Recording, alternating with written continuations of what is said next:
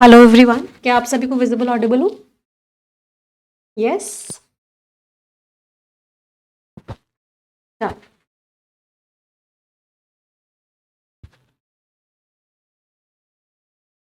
Welcome to the session everyone. आप सभी का हार्दिक स्वागत है आज के सेशन में। एक छोटी सी प्रेयर के साथ आज का सेशन स्टार्ट करेंगे। सभी लोग मेरे साथ मिलके बोलेंगे, dear God, dear universe, please help me stay focused, please help me learn and understand better, please help me stay away from all the distractions, please help me maintain a very positive attitude. 30 seconds के लिए सभी लोग अपने मन में सोचेंगे जो आप जिंदगी में चाहते हैं। Please think about it for 30 seconds.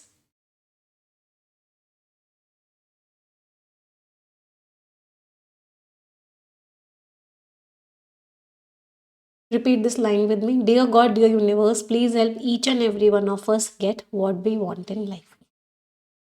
तो एक बहुत ही पॉजिटिव नोट के साथ आज का सेशन हम स्टार्ट करने जा रहे हैं। और आज के सेशन में जो हमारा टॉपिक है that is which is a very very important topic, जो कि एक बहुत ही इंपॉर्टेंट टॉपिक है, and that is sentence rearrangement. तो सेंटेंस रीअरेंजमेंट बेसिकली होता क्या है? आपको 5 सेंटेंसेस दिए होते हैं। अगर मैं प्रीलिम्स एग्जाम की बात करूँ, 4 भी आते हैं कभी कभी। प्रीलिम्स के पेपर में 4 to 5 सेंटेंसेस आपको दिए होते हैं।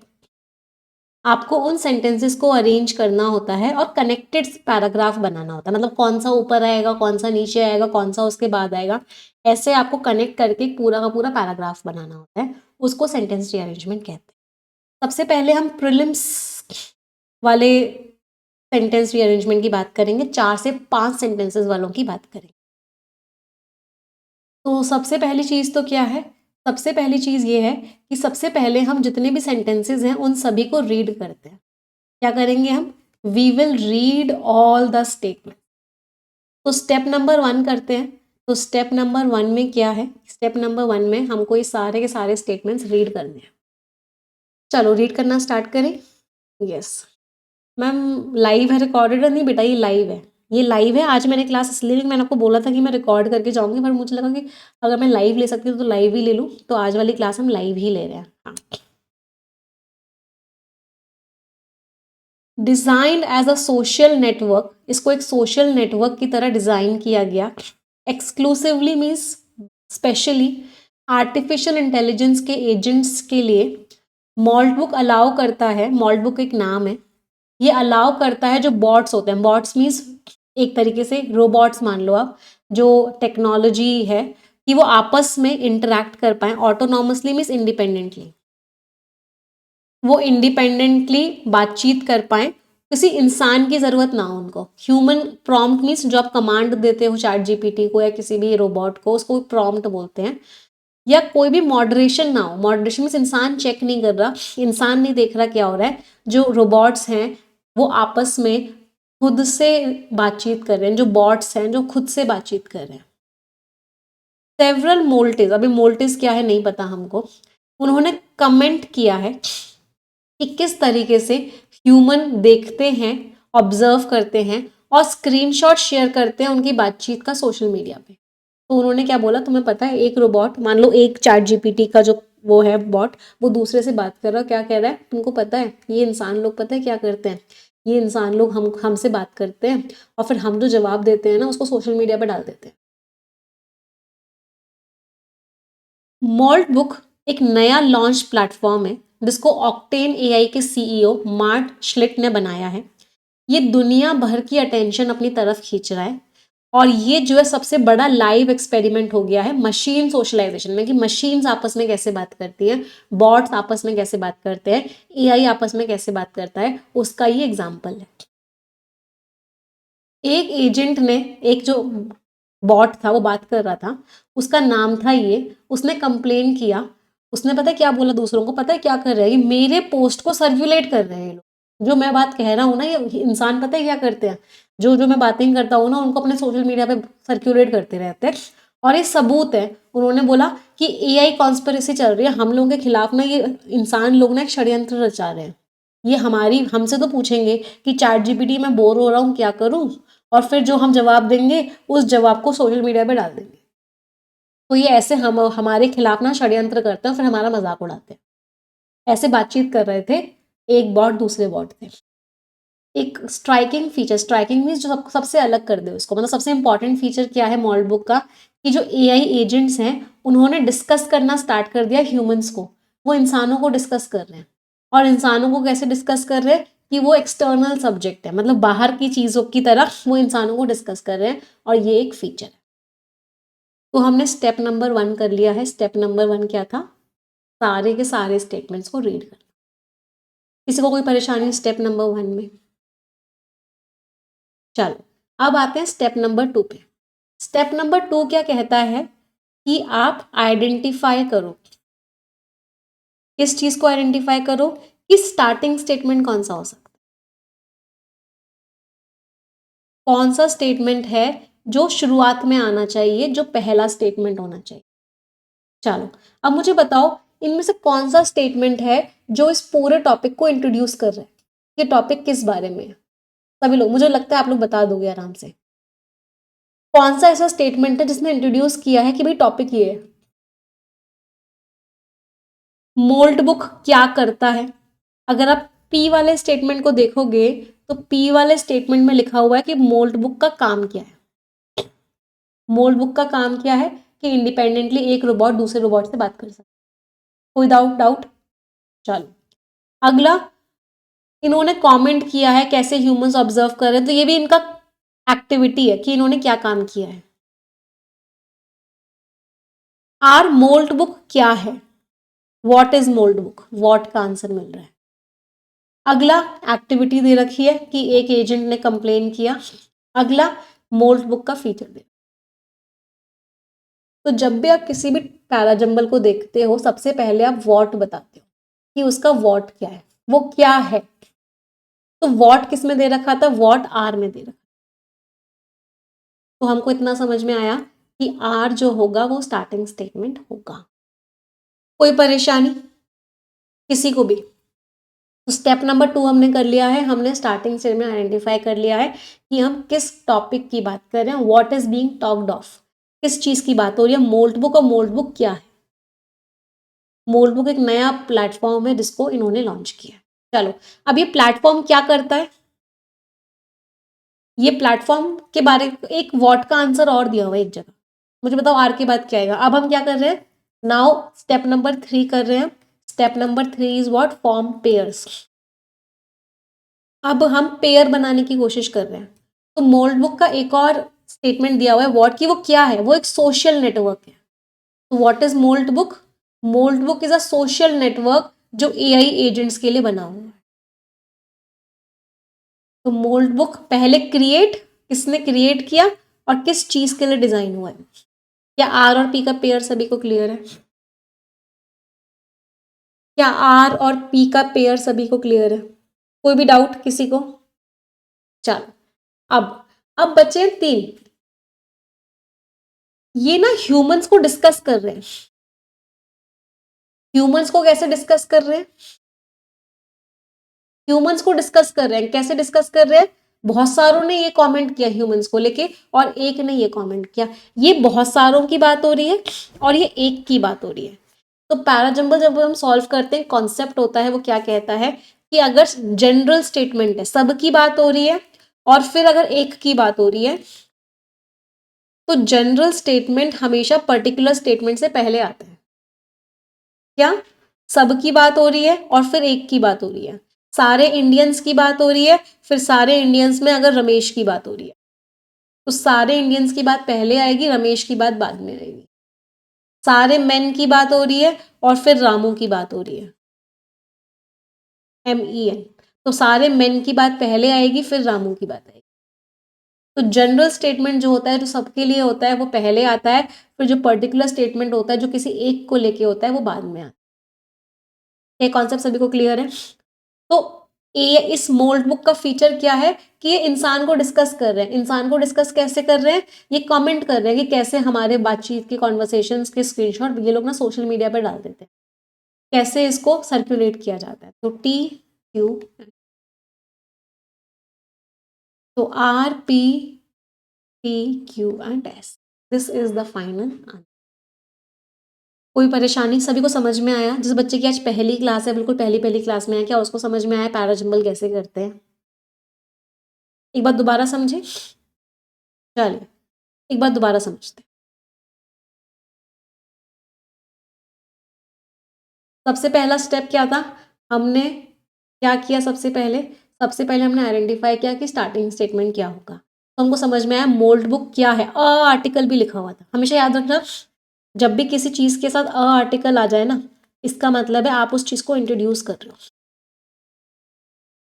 तो आपके पास एक छोटी सी हिंट ये भी था कि जब भी अ आर्टिकल आए, इसका मतलब आप उस चीज़ को इंट्रोड्यूस कर रहे हो। तो हमारा आर पहले आया। ये न्यूली लॉन्च प्लेटफॉर्म तो है, लेकिन ये किस चीज़ का प्लेटफॉर्म है? आर की ही एडिशनल इन्फॉर्मेशन कहाँ थी? ये न्यूली लॉन्च प्लेटफॉर्म तो है, लेकिन ये किस चीज़ का प्लेटफॉर्म है? तो ये एक सोशल नेटवर्क है एआई एजेंट्स के लिए। तो इसके एक नया प्लेटफॉर्म है। यहाँ पे भी आर्टिकल लिखा हुआ था, मतलब ये भी इंट्रोड्यूस ही कर रहा था। तो ये एक नया लॉन्च प्लेटफॉर्म है और ये एक सोशल नेटवर्क है एआई एजेंट्स। आर और पी का पेयर। अब अगर आप अगली चीज देखोगे, यहाँ पे सब की बात हो रही थी, बहुत सारों ने, और यहाँ पे एक की बात हो रही थी, पर्टिकुलर बात हो रही थी। तो जनरल स्टेटमेंट हमेशा पर्टिकुलर से पहले आता है, मतलब क्यू पहले आएगा, एस बाद में आएगा। अब मुझे टी देखना है, टी कहाँ आएगा? तो टी में लिखा हुआ है एक स्ट्राइकिंग फीचर जो है मोल्ट बुक का, वो ये है कि एआई एजेंट्स जो है ह्यूमंस को डिस्कस कर रहे हैं। इसी बात का एग्जांपल है क्यू और एस, कि एआई एजेंट्स ह्यूमन को डिस्कस कर रहे हैं। कैसे डिस्कस कर रहे हैं? वो क्यू में दिया हुआ है। क्या बात कर रहे हैं ह्यूमंस की? वो क्यू में दे रखी है। तो टी में जो बात हो रही है उसका एग्जाम्पल क्यू में दे रखा है। इसका मतलब टी पहले आएगा, क्यू और एस बाद। कोई परेशानी? अब एक बच्चे का डाउट है, वो डाउट क्या है कि मैम यहाँ पे आर्टिफिशियल इंटेलिजेंस की फुल फॉर्म लिखी हुई है और आर में एआई लिखा हुआ है। तो कॉन्सेप्ट तो ये कहता है कि आर्टिफिशियल इंटेलिजेंस फुल फॉर्म हमेशा शॉर्ट फॉर्म से पहले आती है। फुल फॉर्म हमेशा शॉर्ट फॉर्म से पहले आती है। तो फुल फॉर्म हमने पहले लगा दी, शॉर्ट फॉर्म हमने बाद में लगाई, इसलिए हमने पी और आर किया बेटा। लेकिन उस बच्चे ने ध्यान से नहीं देखा, यहाँ पे एआई नहीं है, यहाँ पे ऑक्टेन एआई पूरा है, इसकी कंपनी का नाम है भाई। ये आर्टिफिशियल इंटेलिजेंस की शॉर्ट फॉर्म नहीं है, ये मेरी कंपनी का नाम है। ये जिस इंसान की बात हो रही है उसका नाम है। फॉर एग्जाम्पल, कहीं निमिषा बंसल दे रखा हो और कहीं किसी का नाम हो चैट एनबी, तो आप ये नहीं कह सकते कि एनबी मैम यहाँ पे शॉर्ट फॉर्म है, ये फुल फॉर्म है, तो ये पहले आएगा ये बाद में आएगा। नहीं, ये कंपनी का नाम है, कंपनी के नाम में कुछ भी हो सकता है। तो ये ऑक्टेन एआई पूरा उसकी कंपनी का नाम है। आप उसको ये नहीं बोलोगे कि तू पहले अपनी कंपनी के नाम में फुल फॉर्म लिख, शॉर्ट फॉर्म क्यों लिख रहा है अपनी कंपनी के नाम। ये पूरा का पूरा एक वर्ड है। क्लियर? जिस बच्चे का कंफ्यूजन था, चलो एक बार फ्लो चार्ट बना लेते हैं। R P T Q N S. R और पी में इंट्रोड्यूस किया किसको? मोल्ट बुक को। क्यू और एस में पहले जनरल स्टेटमेंट लिखा, फिर पर्टिकुलर स्टेटमेंट लिखा। टी वाले में क्या किया? टी में पहले बात बोली, एक स्टेटमेंट दिया कि ये लोग ह्यूमन से बात कर रहे हैं, और फिर क्यू और एस में उसका एग्जाम्पल दिया कि क्या बात कर रहे हैं ह्यूमंस के बारे में। तो ह्यूमंस के बारे में बात कर रहे हैं और क्या बात कर रहे हैं वो क्यू और एस में लिखा हुआ था। तो पहले हमने एक बात बोली, फिर उसका एग्जाम्पल दिया। पहले बात बोलते हैं फिर एग्जाम्पल देते हैं, तो इसलिए टी जो है क्यू और एस से पहले आया। तो are P T Q and S. कोई परेशानी किसी को? चलो एक बच्चे से रिक्वेस्ट करूँ, एक बच्चा कह रहा है कि मैम मेरी आज पहली क्लास है, मुझे कुछ समझ नहीं आ रहा है। बेटा जब भी आपकी पहली क्लास है ना, आप कभी भी ज्वाइन कर रहे हो, आपको 3.0 की फर्स्ट क्लास से देखना है और सीक्वेंस में नीचे जाना है। तो परफेक्शन 3.0 आप ओपन करो, जो पहली क्लास है उससे देखना स्टार्ट करो और फिर सीक्वेंस में नीचे जाते जाओ। डायरेक्टली, ये क्या हो गया भाई, जूम कैसे हो गया? हाँ, डायरेक्टली मत आओ किसी भी क्लास में बीच में से आओगे तो मुश्किल लगेगा, बट अगर सीक्वेंस में देखोगे तो ईजी लगता रहेगा और धीरे धीरे धीरे करके स्ट्रांग बनती रहेगी। ठीक है, चलो अगले के लिए तैयार। थर्ड स्टेटमेंट क्या हो गया? टी।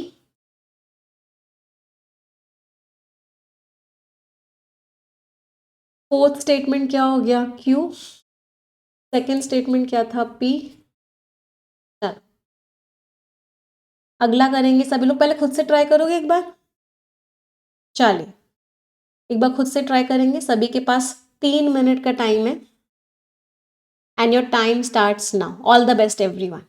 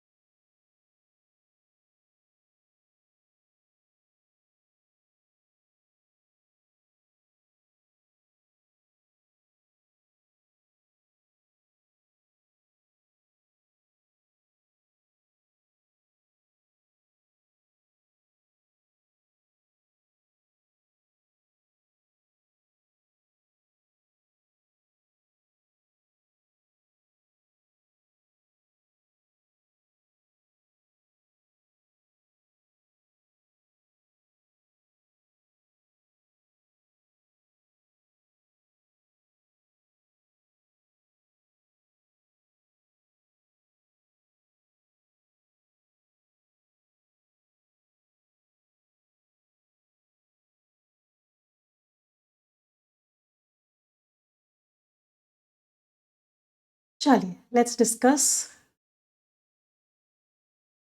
सबसे पहला step, reading all the statements. तो एक एक करके सारे स्टेटमेंट्स रीड करते हैं।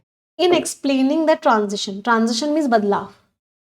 तो इस बदलाव को समझाने में जो बैंक है उसने क्या बोला, टेकिंग इनटू अकाउंट मीन्स मद्देनजर रखते हुए कुमार की खुद की प्रेफरेंसेस, ये खुद क्या करना चाहते हैं, साथ के साथ येस बैंक की जो आगे की ग्रोथ रिक्वायरमेंट्स हैं, उसने अप्रोच किया रेगुलेटर को कि हमें अप्रूवल दे दो जिससे कि हम नया लीडर अपॉइंट कर सकें। रिजर्व बैंक ऑफ इंडिया ने अपना अप्रूवल दे दिया है विनय मुरलीधर टोनसे को कि वो टेक ओवर कर सकते हैं और वो मैनेजिंग डायरेक्टर बन सकते हैं और सीईओ बन सकते हैं येस बैंक के 3 साल के लिए। हिज लिखा हुआ है, स्टार्टिंग नहीं हो सकती। द बैंक लिखा हुआ है, कौन सी बैंक? इट लिखा हुआ है, स्टार्टिंग नहीं हो सकता।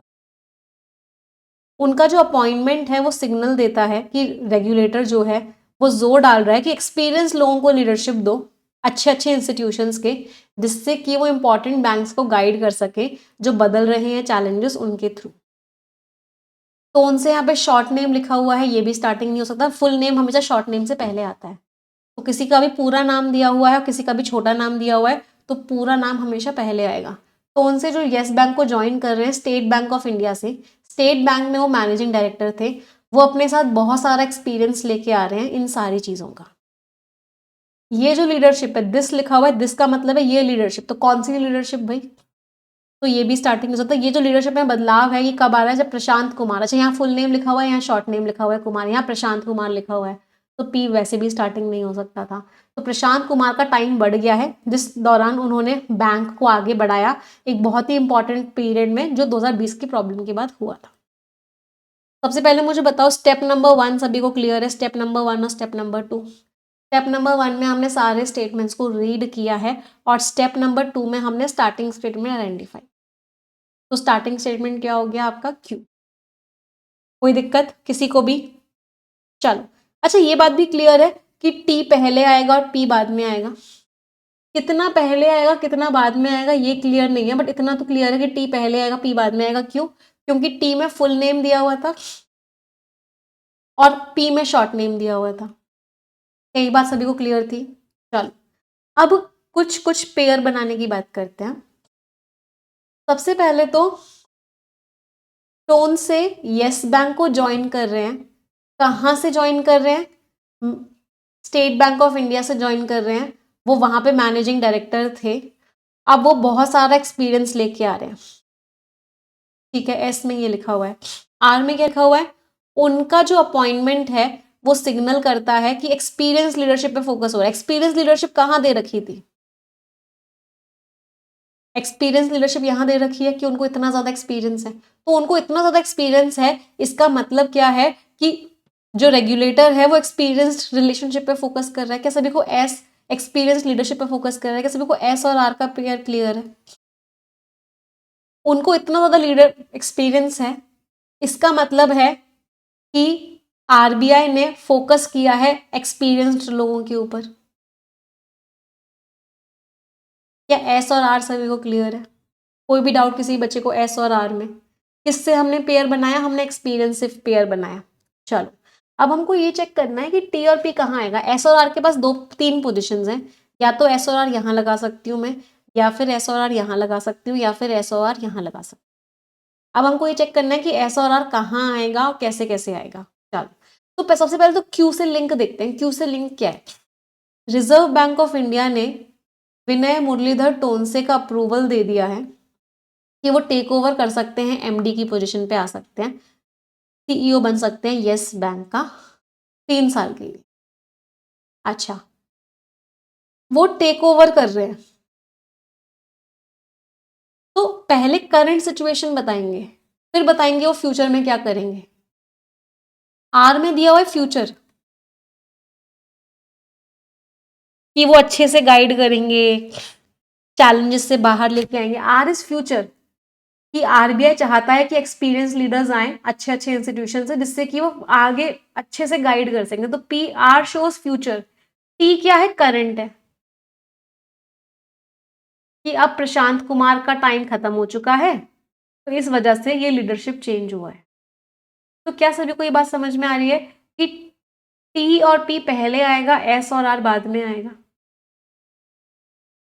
जब भी किसी पैराजम्बल में कोई फ्यूचर की बात हो कि ये चेंज हुआ, इससे फ्यूचर में ये होगा, ऐसे होगा, और कहीं करंट की भी बात हो रही है कि अभी ये ऐसे हो रहा है, या कहीं पास्ट की भी बात हो रही हो, तो उस केस में ना हम एक तरह की क्रोनोलॉजी लगा देते हैं कि पास्ट पहले, फिर प्रेजेंट और लास्ट में फ्यूचर।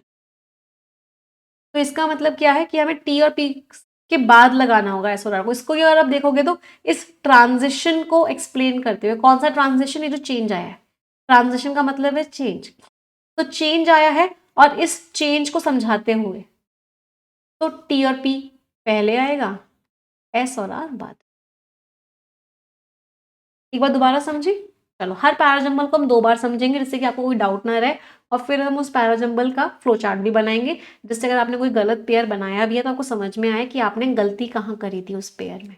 चलो, इसको एक बार फिर से समझते हैं।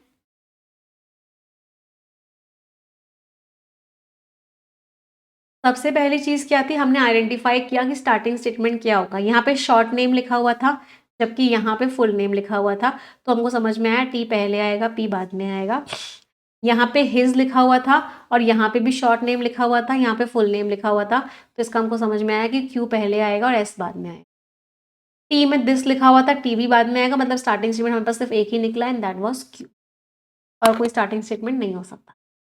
इसके बाद हमने क्या देखा कि टॉन से जो येस बैंक को ज्वाइन कर रहे हैं, यहाँ से उनके पास बहुत एक्सपीरियंस है, इसका मतलब है कि ये सिग्नल मिल रहा है कि एक्सपीरियंस लोगों को ही लिया जा रहा है। मतलब एस और आर का पेयर था, किसकी हेल्प से बनाया हमने एस और आर का पेयर? उनके एक्सपीरियंस के लिए। अगली बात, ये जो लीडरशिप में चेंज हुआ है, कौन सा लीडरशिप में चेंज हुआ है कि अप्रूवल मिल गया है विनय मुरलीधर को, तो विनय मुरलीधर को अप्रूवल मिल गया है। ये जो लीडरशिप में चेंज हुआ है, ये प्रशांत कुमार के कंप्लीशन के बाद हुआ है, तो प्रशांत कुमार का टेन्योर कंप्लीट हो चुका है, उस ये जो चेंज है वो उसके बाद आया है। तो चेंज आया है कि अप्रूवल इनको मिला है, और ये जो चेंज है ये इसके बाद आया है, मतलब क्यू और टी का पेयर। टी में फुल नेम लिखा हुआ था, पी में शॉर्ट नेम भी लिखा हुआ था, यहाँ पे द ट्रांजिशन भी लिखा हुआ था, इस चेंज को एक्सप्लेन करते हुए। कौन सा चेंज? ये जो लीडरशिप चेंज हुआ है, इसको एक्सप्लेन करते हुए बैंक ने ये भी बोला। Means Q T P S N R, आपने कोई भी पेयर बनाया हो, आपको समझ में आ रहा होगा कि आपने गलती क्या करी है। एक बार फ्लो चार्ट भी बना लेते हैं, उससे और क्लियर हो जाएगा। एस और आर का पेयर बना एक्सपीरियंस की हेल्प से, टी और पी का पेयर बना चेंज की हेल्प से, पहले चेंज किया फिर एक्सप्लेन करते हुए। क्यू और टी का पेयर बना भी दिस लीडरशिप चेंज की वजह।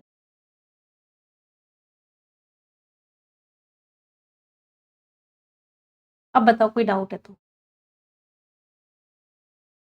मैम हमने Q S R T P कर दिया, नहीं बेटा, आर इज अबाउट फ्यूचर, कि वो आगे गाइड करेंगे, चीजें करेंगे। अगर आप Q S R T P कर दोगे तो आर और टी का कोई सेंस नहीं रह जाएगा, क्योंकि टी करंट सिचुएशन है और आर फ्यूचर है, तो फ्यूचर के बाद करंट को नहीं लगा सकते। मतलब अगर आपने Q S R T P किया है तो आर के बाद टी नहीं आ सकता, ये गलती हुई है। और कोई परेशानी किसी को? मैम क्यू के बाद आर लगा दिया, जिन बच्चों ने क्यू के बाद आर लगा दिया उन्होंने क्या गलती करी? यही बोल दिया कि रेगुलेटर एम्फेसाइज कर रहा है एक्सपीरियंस लीडरशिप। आपको कैसे पता क्यों पढ़ गई कि एक्सपीरियंस लीडरशिप पे एम्फेसाइज हो रहा है? नहीं पता कि ये विनय मुरलीधर टोन से कौन है, क्या है, इनकी स्टेट दे रखी है ये, मतलब ये बहुत एक्सपीरियंस्ड है, ये बहुत एक्सपीरियंस्ड है, इससे समझ में आ रहा है, इससे सिग्नल हो रहा है कि एक्सपीरियंस लोगों को लिया जा रहा है। जिसको सिलेक्ट किया है वो बहुत एक्सपीरियंस्ड है, ये बात दिखाती है कि एक्सपीरियंस लोगों को लिया जा रहा है। तो पहले बताओगे उनको बहुत एक्सपीरियंस है, फिर ही तो बोलोगे कि इससे पता लगता है कि एक्सपीरियंस लोगों को लिया जा रहा है। पहले बताओ उनको पास बहुत एक्सपीरियंस है, फिर बोलो कि एक्सपीरियंस लोगों को लिया जा रहा है। तो ये बात सिग्नल होती है, सिग्नल मीन्स शो होती है। तो एस के बाद आ रहेगा, ना कि एस से पहले। किसी बच्चे ने क्यू एस कर दिया तो गलती वही कर दी ना बेटा, आपने क्यू एस किया, आप वहां तक का सोच लेते हो, आगे का नहीं सोच पाते हो।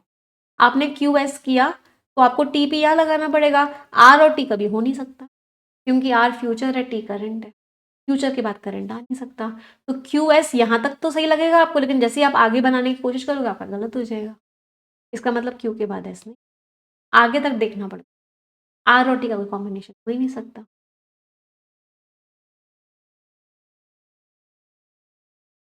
क्लियर सभी को?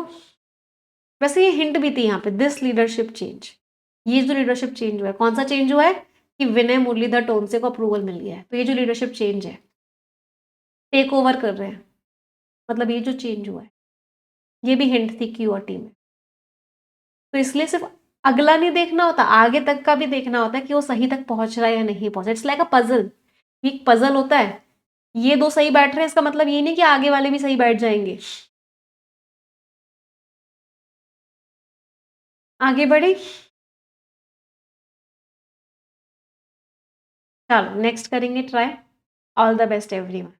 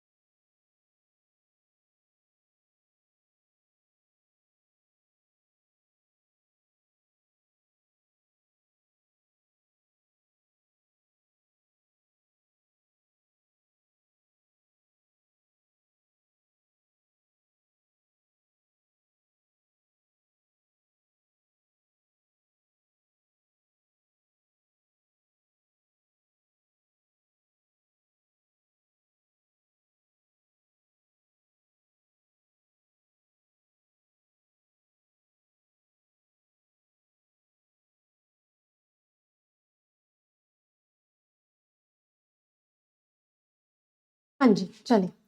दिस इज डिफिकल्ट, ये काफी डिफिकल्ट है, बट आप लोग मेरी हेल्प करना है ना, साथ में करते हैं इस पैराजम को। सबसे पहला स्टेप क्या था? सबसे पहला स्टेप था रीडिंग ऑल द स्टेटमेंट। तो हमने एक एक करके सारे स्टेटमेंट्स पढ़े। देयर इज अ रीजन, एक रीजन है कि जो डेथ एंजाइटी है कि कब मौत हो जाए, कब मौत हो जाए, ये बहुत ज्यादा फील होती है इनके बीच में। जब हम अपनी जिंदगियों को देखते हैं इसके कंपैरिजन में कि दुनिया की आज कंडीशन क्या है उसके कंपैरिजन में, तो हमको लगता है कि जो एंडिंग है, कि हाँ, जो अंत है वो क्या लग रहा है हमें, बहुत ब्लीक लग रहा है, ब्लीक का मतलब क्या, सामने लग रहा है, एक्सपोज लग रहा है, और बहुत कॉन्क्रीट तरीकों से, बहुत सॉलिड, मतलब बहुत स्पेसिफिक रीजंस हैं उसके, ठीक है। इवन वेन देयर किसकी जिंदगी है, किसकी जिंदगी हार्ड थी, फिर भी एक बात थी जो उनकी जिंदगी को वैलिडेट कर रही थी, उनको स्ट्रांग बना रही थी। कौन सी बात थी वो, कौन सी स्क्रिप्ट थी, कि आप जो मेहनत करते हो ना वो काउंट करती है, योर एफर्ट काउंट्स मीन्स आपकी मेहनत का रिजल्ट आपको मिलता है।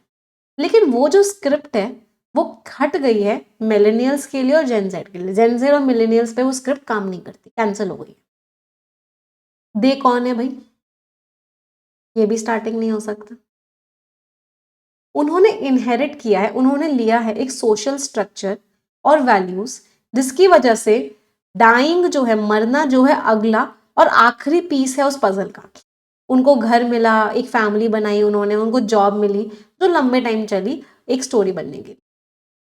बट लिखा हुआ है, बट मीन्स लेकिन, बट से कभी स्टार्टिंग स्टेटमेंट नहीं हो सकता। लेकिन बहुत कुछ अलग नहीं है उनके पेरेंट्स और उनके ग्रैंडफादर। प्रीवियस जनरेशंस जो थी वो बहुत अलग मटेरियल और इमोशनल कंडीशंस में रहती थी हमारे कंपेयर। तो अगर हम अपने आप से कंपेयर करें तो प्रीवियस जनरेशंस बहुत अलग में रहती थी। अब यहाँ पे बहुत सारे बच्चों ने क्या किया, टी को स्टार्टिंग स्टेटमेंट कर दिया, बट क्वेश्चन ये है कि प्रीवियस जनरेशन तो किससे प्रीवियस, अस जनरेशन किस जनरेशन की बात कर रहे हैं, कौन सी प्रीवियस जनरेशन की बात कर रहे हैं, क्या टी स्टार्टिंग स्टेटमेंट हो सकता है? हाँ, जिन बच्चों ने टी को स्टार्टिंग स्टेटमेंट बनाया है उन बच्चों से मैं क्वेश्चन पूछना चाहती हूँ कि प्रीवियस जनरेशन तो किसकी प्रीवियस, किससे पिछली जनरेशन की बात कर रहे हो? नहीं पता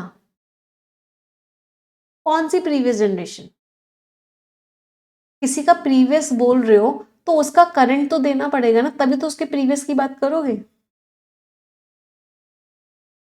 क्या सभी को क्लियर है कि प्रीवियस जनरेशंस और अस यहाँ पे दिया हुआ है, बट यहाँ पे कोई पॉइंट नहीं दिया हुआ कि हम किस जनरेशन की बात कर, तो और यहाँ पे दिया हुआ था कि हम किस जनरेशन की बात कर रहे हैं, मिलेनियल्स की बात कर रहे हैं, हम जेन जेड की बात कर रहे हैं। तो अगर मुझे सिलेक्ट करना हो, मेरे पास दो ही ऑप्शन हैं कि मैं पी को स्टार्टिंग स्टेटमेंट करूं या टी को स्टार्टिंग स्टेटमेंट करूं, तो क्या सभी को क्लियर है कि मैं पी को स्टार्टिंग स्टेटमेंट करूंगी? अब मैंने यहाँ पे बात कर ली मिलेनियल्स की और जेन जेड की, तो अब मैं इनसे प्रीवियस की बात कर सकती,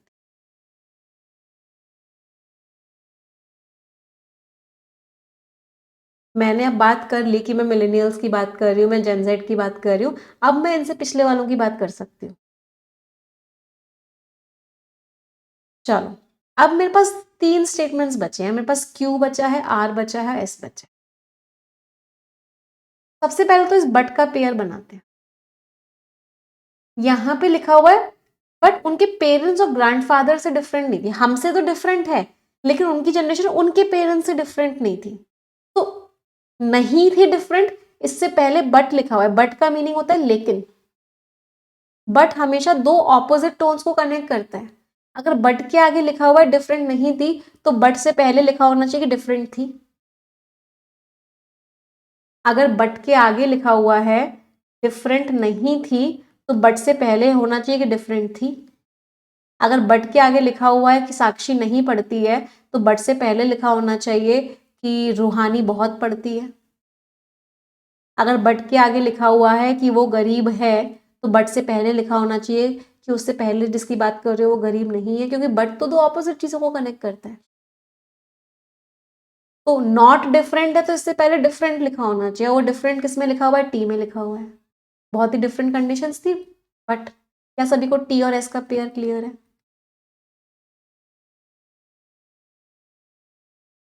कोई दिक्कत किसी को भी टी और एस के पेयर में?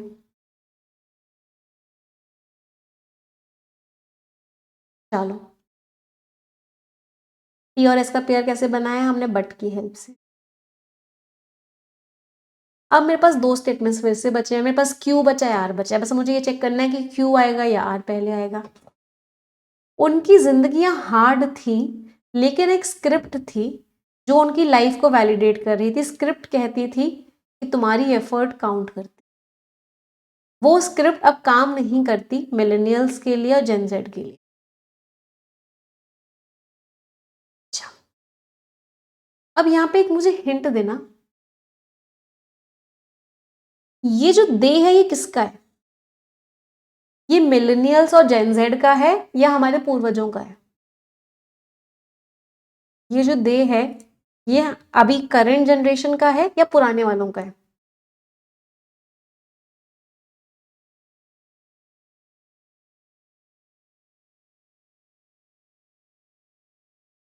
दे इनहेरिटेड अ सोशल स्ट्रक्चर, हमको एक सोशल स्ट्रक्चर पहले से मिला है, ऐसी वैल्यूज मिली है जिससे लगता है कि डाइंग जो है अगला और logical piece of the puzzle है। ये किसका है? मरना तो है ही, अगली कदम मरना ही है। इनहेरिट किया है हमने घर, एक फैमिली बनाई है और एक जॉब मिली है जो लॉन्ग इनफ लास्ट करे स्टोरी बनने के लिए। मैम दोनों का हो सकता है, पुराने वालों का भी हो सकता है, नए वालों का भी हो सकता है। चलो, वैसे ये नए वालों का है क्योंकि डेथ एंजाइटी की बात ना मिलेनियल्स और जेन जेड के लिए हो रही थी। अगर आप देखोगे, हाँ करंट वाले का कैसे हिंट कैसे मिल रही है, क्योंकि डेथ एंजाइटी किसको हो रही है? मिलेनियल्स और जेन जेड को हो रही है। तो ऐसा लग रहा है कि अभी वालों का है, तो उससे आप निकाल सकते हो, क्योंकि मिलेनियल्स और जेन जेड वालों का लग रहा है, मिलेनियल्स और जेन जेड यहाँ लिखा हुआ तो इसका दे यहाँ आ जाएगा, मतलब क्यू और आर का पेयर होगा। बट अगर जिन बच्चों को नहीं भी लग रहा है तो अगली चीज देखते हैं। Even when their lives were hard, उनकी जिंदगियां हार्ड थी। जिंदगियां हार्ड किसकी थी? नए वालों की या पुराने वालों की? ये तो उसका सभी को क्लियर है कि ये तो ओल्ड वालों का ही है, कि पुराने वालों की जिंदगियां हार्ड थी। लेकिन एक बात थी जो उनकी जिंदगी में हमेशा थी, कि मेहनत करोगे तो फल मिलेगा। वो स्क्रिप्ट अब नहीं काम करती अभी वालों के लिए। ये तो क्लियर है कि ये ओल्ड वालों का ही है यहाँ तक, और ओल्ड वालों की बात तो हम इसमें कर ही रहे हैं। इसका मतलब क्या है? पहले क्यू आएगा और फिर आ रहा है।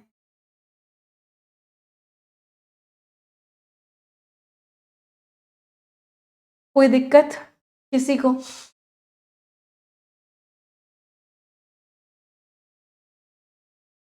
चलो, इसको एक एक तरीके से और समझ सकते। ये तो था एक तरीका समझने। दूसरी बात, मैम एस और क्यू का पेयर था, चलो एक चीज और समझते हैं, वेरी इंपॉर्टेंट। क्या यहाँ पे जिंदगी इजी है?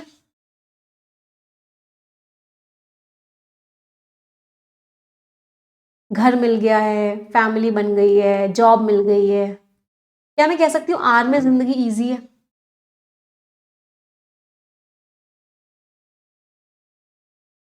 क्यू में जिंदगी डिफिकल्ट है, यहाँ तक लाइफ वॉज हार्ड लिखा हुआ है।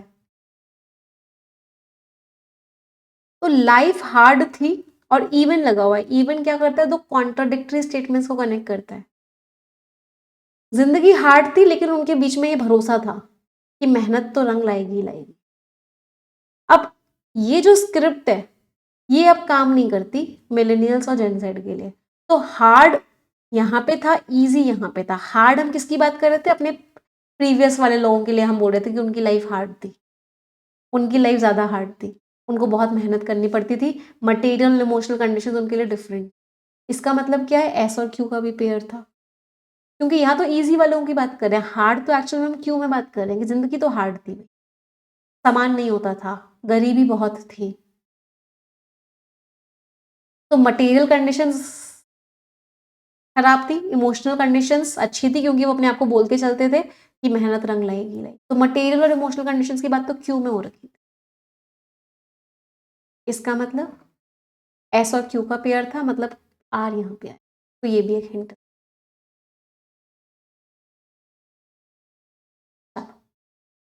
तो what was the final answer? P. It was very difficult, बहुत डिफिकल्ट था, बहुत गहराइयों में जाके समझने वाली बात थी। P T S Q and T और एस का पेयर कैसे बना? बट की हेल्प से। ये डिफरेंट रहते थे लेकिन उतना डिफरेंट नहीं था जितना पेरेंट्स और ग्रैंड पेरेंट्स है। बट पी और टी कैसे बना? हमने जनरेशन की बात करी, फिर उससे प्रीवियस जनरेशन की, प्रीवियस की हेल्प से। एस और क्यू का पेयर कैसे बना? हार्ड थी लाइफ, और क्यू और आर का, उनको तो मिल गया एक सोशल।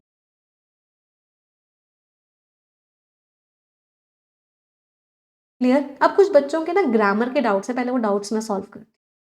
मैम मिलेनियल्स और जेनजेड दो हैं, तो अमंग नहीं बिटवीन आएगा। बेटा बिटवीन दो के बीच में आता है, हमेशा याद रखना, ये बहुत बच्चों का डाउट होता है।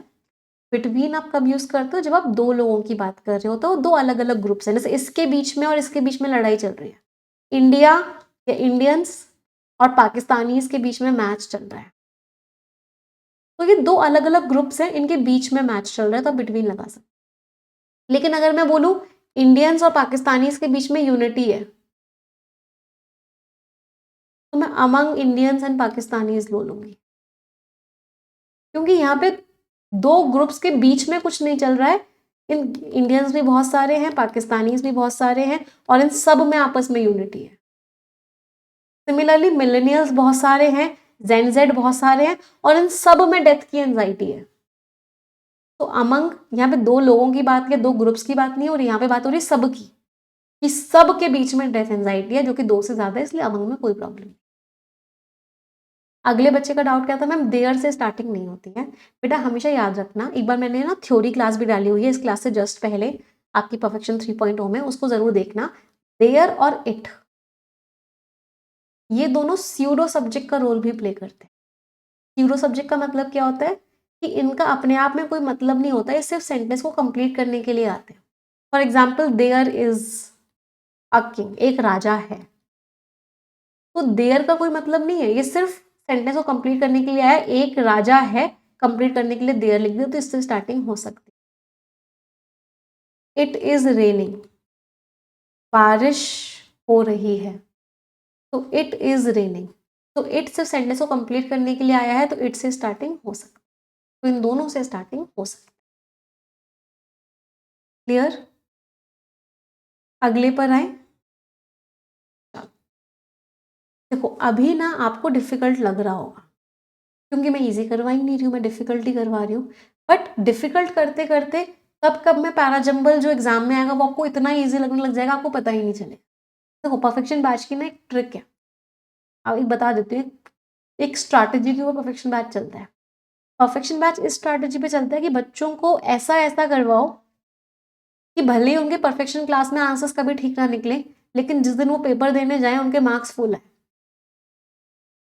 क्योंकि आपने गाड़ी अगर पहाड़ों पे चलाना सीख लिया, तो आप प्लेन पे तो गाड़ी आराम से चला लो। तो परफेक्शन बैच में हम क्या करते हैं, गाड़ी पहाड़ों पे चलाना सीखते हैं, जिससे कि जब प्लेन सड़क आए उस पर बहुत आराम से चला।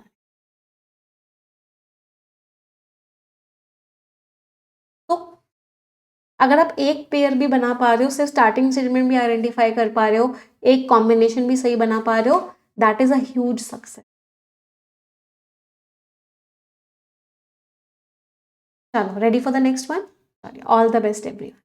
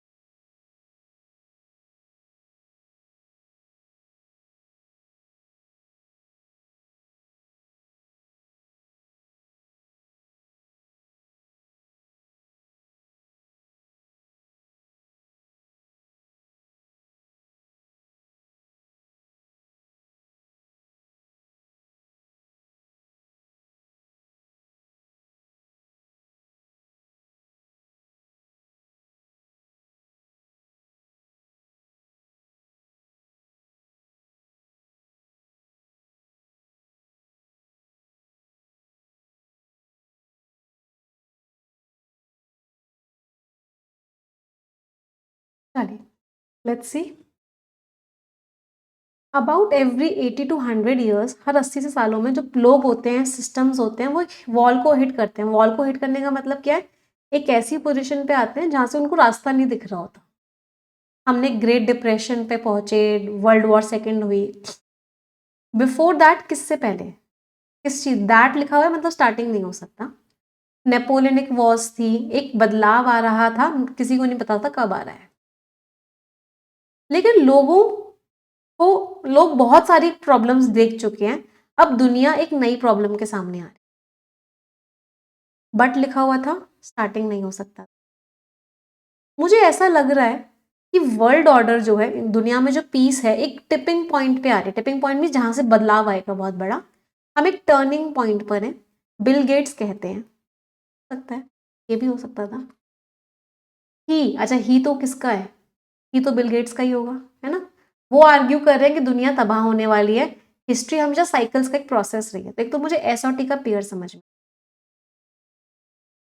तो बिल गेट्स नाउन, और नाउन का प्रोनाउन ही। अच्छा, दुनिया में साइकिल रही है। साइकिल कहाँ रही है? हर 80 से साल में कुछ ना कुछ प्रॉब्लम होती है। तो साइकिल्स रही है। साइकिल्स क्या, कितने साल की साइकिल रही है? 80 से 100 साल की साइकिल रही है। मतलब टी और पी का आया। चलो, यहाँ पे बिफोर दैट लिखा हुआ था, उससे पहले नेपोलियनिक वॉर्स थी। मतलब हम वॉर की बात कर रहे हैं, वॉर की बात हम यहाँ करते हैं। वर्ल्ड वॉर 2 हुआ, ग्रेट डिप्रेशन हुआ, उससे पहले ये वाली वॉर्स भी थी। मतलब पी और क्यू का पेयर हुआ। टी और पी था, इसका मतलब पी स्टार्टिंग स्टेटमेंट नहीं हो सकता था। मतलब स्टार्टिंग स्टेटमेंट क्या निकला? स्टार्टिंग स्टेटमेंट एस निकला। तो एस और टी का पेयर था, टी और पी का पेयर था, पी और क्यू का पेयर था। आर के लिए एक ही पोजीशन बची थी, दैट इज लास्ट। तो what is the final sequence? Final sequence बना आपका एस टी टी क्यू है। एक बार दोबारा समझे।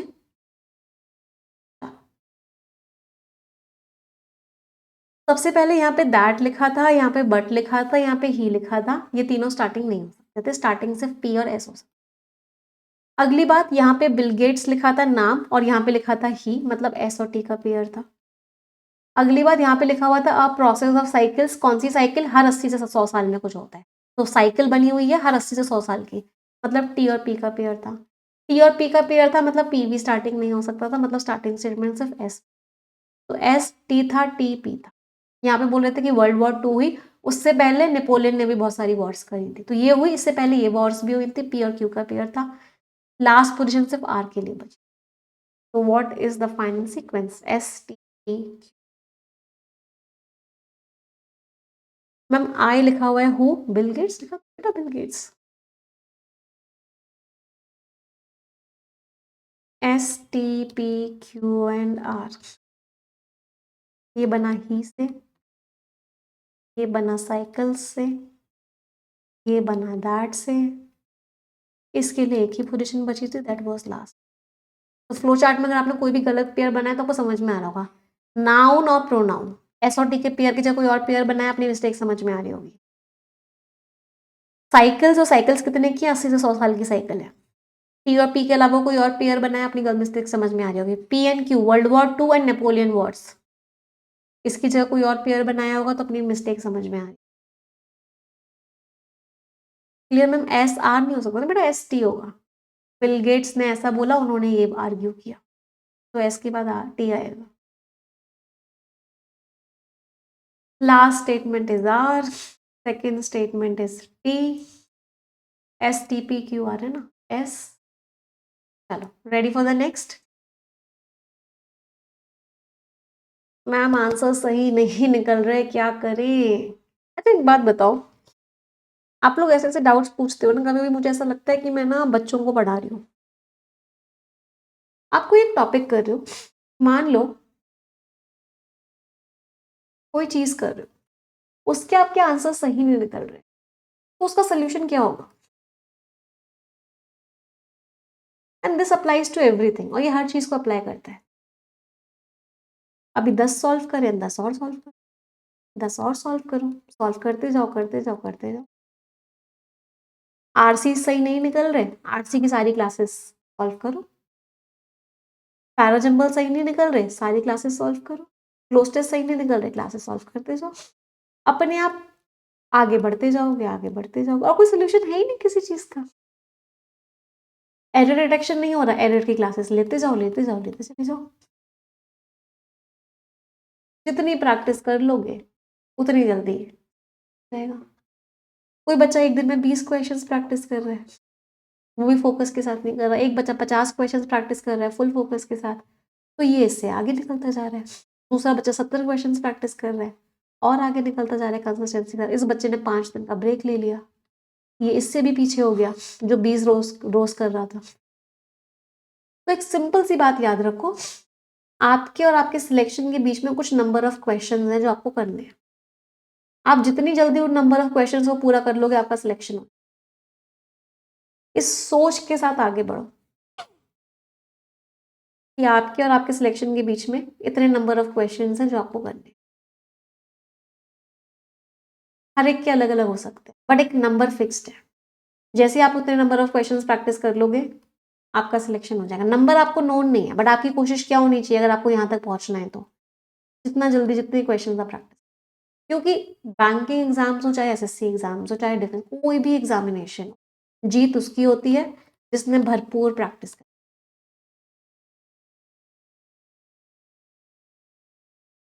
जीत उसी की हो, और किसी की जीत नहीं।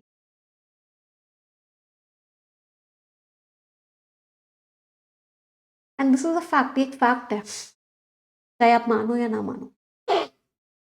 चलो नेक्स्ट पैरा। चलो ma'am, class ma'am time over हो गया, लेक्चर को फिनिश करो। बेटा आपको रोका किसने? किसी ने नहीं रोका, आप जा सकते हैं।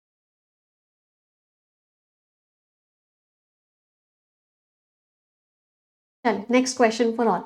3 मिनट्स अभी के शुरू होते हैं आप।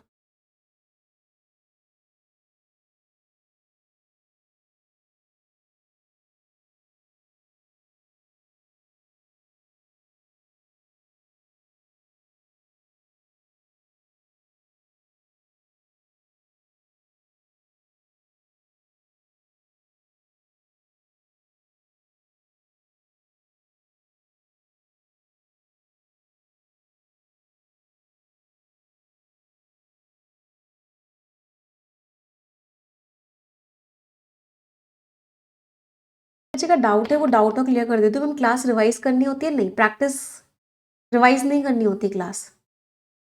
अभी ये पैराजंबल्स कर लिए मेरे साथ क्लास में, दोबारा नहीं देखनी इस क्लास को। अब दूसरी पैराजंबल की क्लास देखना, तीसरी पैराजंबल की क्लास देखना। तो you don't have to revise the class. Revise class सिर्फ थ्योरी वाली, वो भी सिर्फ नोट्स बना लो, नोट्स को रिवाइज करो।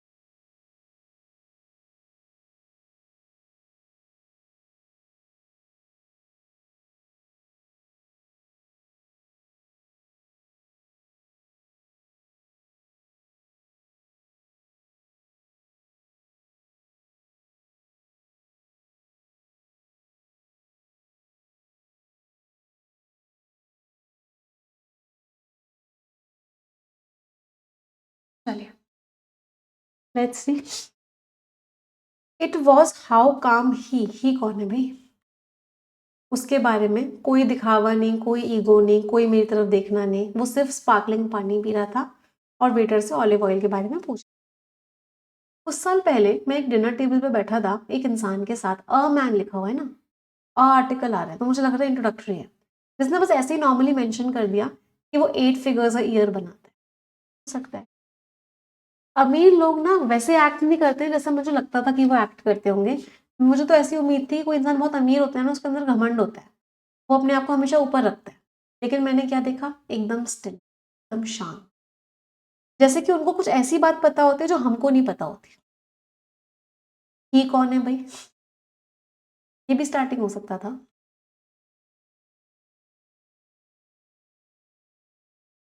लेकिन आई सॉ स्टिलनेस, तो कहाँ देखा कैसे देखा नहीं हो सकता। वो ऐसे ना बड़ा चढ़ा के बातें नहीं कर रहा था, वो सिर्फ किसी का क्वेश्चन आंसर दे रहा था। बट कोई जो चीज मुझे हिट करी वो नंबर नहीं था। मीनवाइल मीन्स उस दौरान मुझे तो पसीना आ रहा था ये सोच के कि जो मैंने वाइन ऑर्डर करी है मैं उसे खरीद भी अफोर्ड भी कर पाऊंगा। मैंने बस ऑर्डर कर दी और उस रात घर जाते हुए मुझे कोई ऐसी चीज रियलाइज हुई जो बहुत ही अनकंफर्टेबल। ठीक है, चलिए अब अरेंज करते हैं। सबसे पहले ये तो हमको समझ में आ गया कि क्यों स्टार्टिंग स्टेटमेंट होगा। तो मुझे एक इंसान ने क्लियरली बोला कि वो 8 फिगर्स अ ईयर, 8 फिगर्स का मतलब क्या होगा, करोड़, तो लगभग लगभग वो 1 करोड़ रुपए साल के कमाता है, उसने मुझे ऐसे बताया। उस इंसान के बारे में और बात कहाँ हो रही है? उस इंसान के बारे में बात हो रही है यहाँ पे। वो ऐसे बड़ा चढ़ा के नहीं बोल रहा था, वो सिर्फ एक क्वेश्चन का आंसर दे रहा था। क्यू और एस का पेयर सभी को क्लियर? तो ही उसने ऐसे ब्रैक का मतलब बड़ा चढ़ा के बात नहीं करी, उसने सिर्फ एक क्वेश्चन का आंसर दिया। ठीक है, बट मेरे साथ जो चीज स्ट्राइक की, मतलब मुझे जो चीज हिट करी वो नंबर नहीं था। क्या था?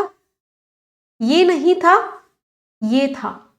कि कितने शांति से वो बात कर रहा था, कितना शांत था वो। कोई दिखावा नहीं कर रहा था, कोई ईगो नहीं था, कोई मेरी तरफ देख नहीं रहा था। क्या एस और पी का पेयर सभी को क्लियर है? ठीक है, वो तो पानी पी रहा था और मैं क्या कर रहा था, मुझे पसीना आ रहा था ये सोच के कि मैंने वाइन ऑर्डर तो कर दिया, मैं उसे अफोर्ड कैसे करूंगा। पी और टी का पेयर सभी को क्लियर है?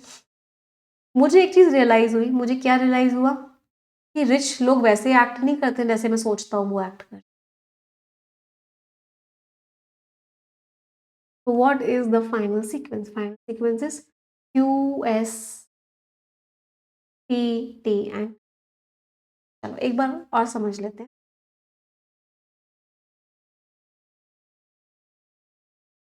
कुछ साल पहले मैं एक डिनर टेबल पे बैठा बैठा था और एक इंसान ने बस ऐसे ही बोल दिया कि वो 8 फिगर्स अ ईयर बनाता है, और वो कोई दिखावा नहीं कर रहा था, सिर्फ आंसर दे रहा था। क्यू और एस का पेयर ही से। मुझे नंबर इतना अजीब नहीं लगा, मुझे नंबर ये अजीब ये बात लगी कि कितने शांति से बोल रहा था इस बात को, वो चीज मुझे हिट करी। तो मुझे हिट ये नहीं किया, मुझे हिट ये किया, it wasn't, it was. S और पी के पेयर में कोई डाउट? ठीक है, वो तो पानी पी रहा था और उस दौरान मैं क्या कर रहा था, मुझे पसीना आ रहा था। वो पानी पी रहा था, मुझे पसीना आ रहा था। एक चीज मुझे हिट करी और वो चीज कौन सी थी, वो ये थी, मतलब एक चीज मैंने रियलाइज करी, वो चीज कौन सी थी? This was the final sequence, Q S P. Flow chart बना लेते हैं। इट वॉज, ही और नंबर, मीन वाइल।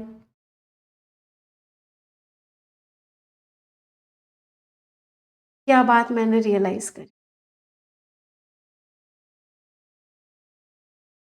कोई दिक्कत किसी को किसी भी तरह की? Any one, any problem?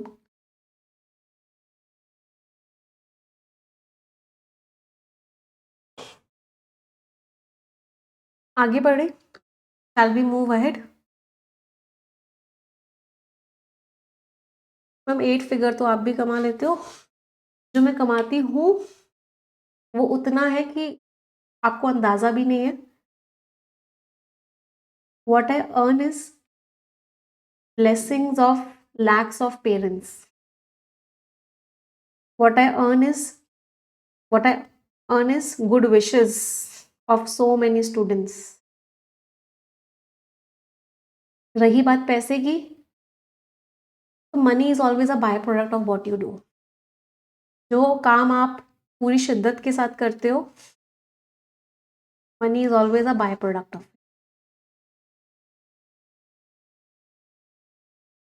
Money will follow you अगर आप अपने काम को पूजा समझ के कर, it will always follow you. एक और कर ले, चलो let's do one more. 3 minute का टाइम शुरू होता है आपका अब। All the best every.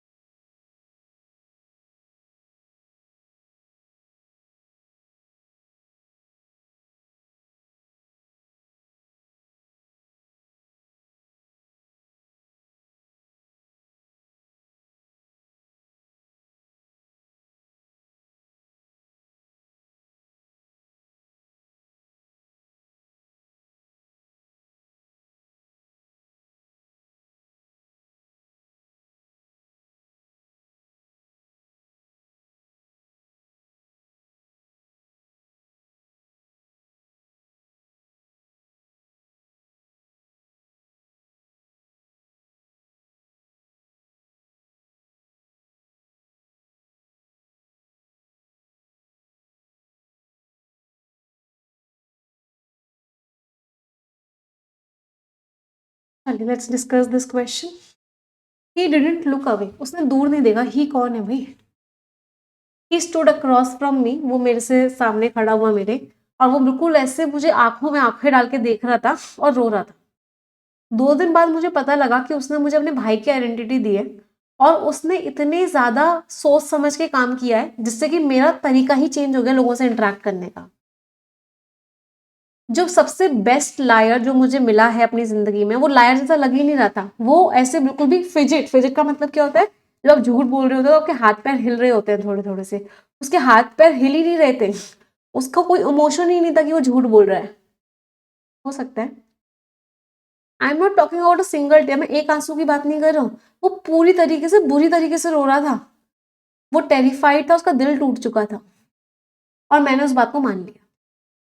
और मुझे याद है, मुझे उसके लिए इतना बुरा लग रहा था, और मैं सोच रहा था हाय राम, ये बेचारा बच्चा, इसको ब्रेक चाहिए। वो उस समय नया नया पुलिस वाला था, और एक ट्रैफिक का स्टॉप था, लेकिन उसके पास ड्रग्स थे। चलो कुछ कुछ पेयर बनाते हैं। वो रोआ, और रोने में एक आंसू नहीं था, रोने में बुरी तरीके से वो रो रहा था। क्या सभी को पी और एस का पेयर क्लियर है? बुरी तरीके से रो रहा था, बुरी तरीके से रो रहा था।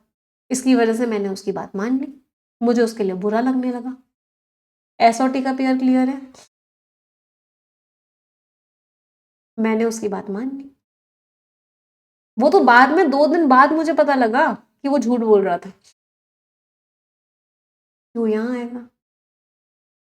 और ये ही कौन है? जिससे मैं मिला था, best liar. What is the final answer? RPS। कोई परेशानी किसी को? कितने लोगों का ठीक निकला? चलो एक बार दोबारा समझते हैं।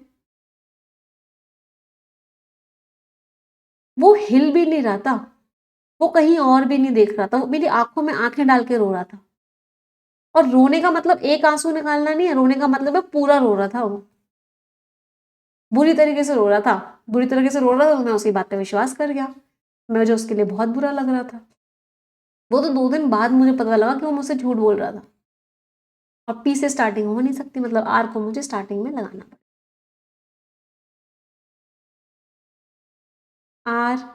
RPST एंड, एक बार फ्लो चार्ट बना लेते हैं। पी और एस, एक आंसू नहीं निकाला उसने, फूट फूट के रोआ है वो। एस और टी, वो फूट फूट के रोआ, तो मैंने उसकी बात पे विश्वास कर लिया, बिलीव कर लिया उसकी बात पे। वो तो 2 दिन बाद मुझे पता लगा वो झूठ बोल रहा था। पी से स्टार्टिंग हो नहीं सकती, जिसका मतलब आर के लिए सिर्फ यही पोजीशन। Answer was RSP। कोई दिक्कत किसी को? मजा आया? मैम क्यू से स्टार्टिंग क्यों नहीं हो सकती? 2 दिन बाद की बात कर रहे हो, और ये ही कौन है? कैसे स्टार्ट करोगे क्यू से? ही कौन है? लायर, सबसे बेस्ट लायर।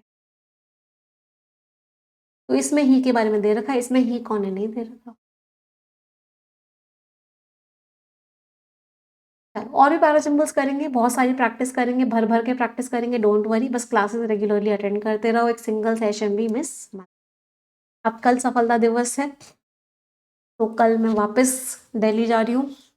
इनफैक्ट कल क्या, आज ही जा रही हूँ, बट मुझे था कि मैं आप लोगों की क्लास, अभी मैंने आपको बोला था कि मैं एक दिन आपके बीच में क्लास जरूर लूंगी, इसलिए specially I came back to Dehradun to take your session. तो अब आज वापस से दिल्ली, कल मिलेंगे सारे सिलेक्टेड बच्चों से। इस बार तो बहुत सारे बच्चे हैं भाई, इतने सारे बच्चे थे कि हम सबको एक बार में इनवाइट ही नहीं कर पाए। पूरे दिल्ली में इतना बड़ा हॉल ही नहीं मिला हमें कि हम सारे बच्चों को एक साथ इनवाइट कर सकें। तो जिन बच्चों के पास अभी इनविटेशन नहीं हुआ है, उनको अभी हम राउंड 2 में बुलाएंगे। सो डोंट, मतलब अभी बहुत से आप में से भी हो सकता है कुछ बहुत बच्चे ऐसे हो जो सिलेक्ट हो चुके हैं फिर भी क्लास में आ रहे होंगे। जिन बच्चों को भी इनविटेशन नहीं मिला है, will call them in round 2। Don't worry, अभी अगले हफ्ते या उसके अगले हफ्ते हम सफलता एक और प्लान करेंगे, जैसे कि सब बच्चों को इन्वाइट कर सके। एंड बस क्लासेस में रेगुलरली आते रहो, क्वेश्चंस भर भर के प्रैक्टिस करते रहो। कब कब में सिलेक्शन हो जाएगा पता नहीं। मैम पीजे की थ्योरी क्लास, इसी की ऊपर वाली क्लास अपलोड हो गई है बेटा। चलिए सेशन एंड करते हैं। 5 सेंटेंस ग्रैटिट्यूड के सभी लोग मिलके बोलेंगे। Thank you God for giving me such a wonderful life. Thank you God for my parents, teachers, family and each and everyone in. Thank you, God, for making me physically, mentally, and emotionally strong. Thank you, God, for the food that I eat, for the place that I live in, and everything around me. Thank you, God, for making me who I am. तो इसी positive note के साथ आज का session end करते हैं। Thank you everyone, bye bye, take care, stay blessed and